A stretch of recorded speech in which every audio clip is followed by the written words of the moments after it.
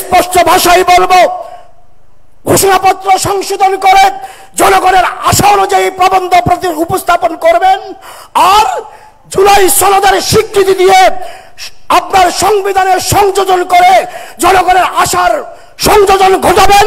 নচেত জামাত ইসলাম চিনি না, জামাত আপনাকে ক্ষমতায় বসায় নাই, বিএনপি বসায় নাই, ইসলামী আন্দোলন বসায় নাই, হেফাজত বসায় নাই, দেশের সাধারণ জনগণ বিপ্লবী আপনাদেরকে ক্ষমতায় এনেছে। অতএব দেশের বিপ্লবী জনতার আশার প্রতিফলন ঘটাবেন, নচেত আপনারাও আপনার লেডি ফেরাউন হাসিনার মতো কোথায় যাবেন রাস্তা ঠিক করেন, এটাই জনগণের আশা। সম্মানিত উপস্থিতি, এই পর্যায়ে প্রবন্ধের উপরে আলোচনা রাখার জন্য অনুরোধ করছি বাংলাদেশ খেলাফত আন্দোলনের সম্মানিত মহাসচিব মুফতি মাওলানা ফখরুল ইসলাম। আসসালামু আলাইকুম ওয়া রাহমাতুল্লাহি ওয়া বারাকাতুহু।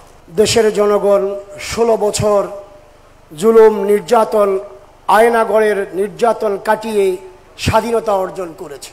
সকলের মনের আশা ছিল অন্তর্বর্তীকালীন সরকার প্রধান প্রফেসর ডক্টর ইউনূস সাহেব সমস্ত ঘরানার সকলকে একীভূত করে একটি গুরুত্বপূর্ণ প্রবন্ধ উপস্থাপন করবেন।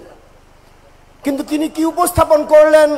তিনার মুখ থেকে নির্গত সুন্দর একটা প্রবন্ধ দেশবাসী শুনতে পেয়েছে মাত্র, যেখানে 2009 সালের বিডিআর বিদ্রোহের কথা আসেনি, হেফাজতের শাপলা চত্বরে শাহাদাতের কথা আসেনি, 2021-এর রক্তে রঞ্জিত শহীদদের কথা আসেনি, সেখানে 2024-এর বিপ্লবের শাহাদাতের শহীদদের সংখ্যা আসে নাই, সেখানে জনগণের আশা আকাঙ্ক্ষার প্রতিফলন ঘটে নাই। স্পষ্ট ভাষায় বলবো, ঘোষণাপত্র সংশোধন করে জনগণের আশা অনুযায়ী প্রবন্ধ উপস্থাপন করবেন, আর জুলাই সনদের স্বীকৃতি দিয়ে আপনার সংবিধানের সংযোজন করে জনগণের আশার সংযোজন ঘটাবেন। নচেত জামাত ইসলাম চিনি না, জামাত আপনাকে ক্ষমতায় বসায় নাই, বিএনপি বসায় নাই, ইসলামী আন্দোলন বসায় নাই, হেফাজত বসায় নাই, দেশের সাধারণ জনগণ বিপ্লবী আপনাদেরকে ক্ষমতায় এনেছে।